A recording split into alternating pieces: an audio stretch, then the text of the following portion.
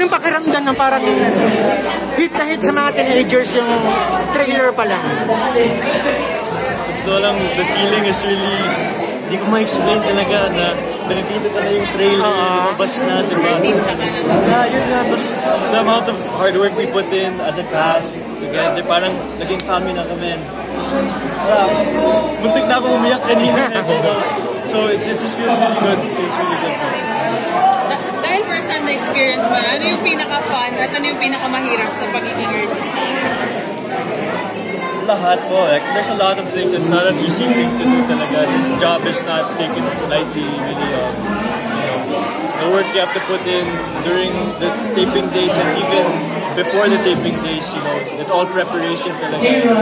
How you do that is all different for each and every one of us. Like, Andres, enjoy ka ba sa ginagawa mo ito? Basta talaga, enjoy talaga. Like, parang nga, every time we have taping, it's like, parang naging bonding na with the cast. We're always laughing, yung mga jokes, you know, good experiences always.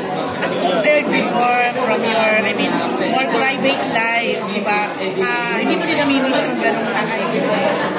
Paano mo rin nababalanse pala?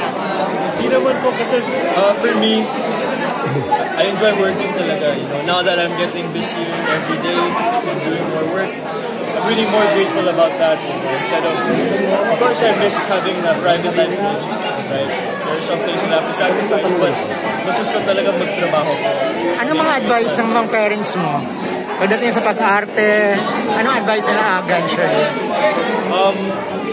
Wala naman, usually just be yourself, you know, and sinasabi nila sa akin na, you know, the effort that you put into this will show if you really give it your all. Kaya I always try to give it my best talaga, especially for this project. This is really a blessing.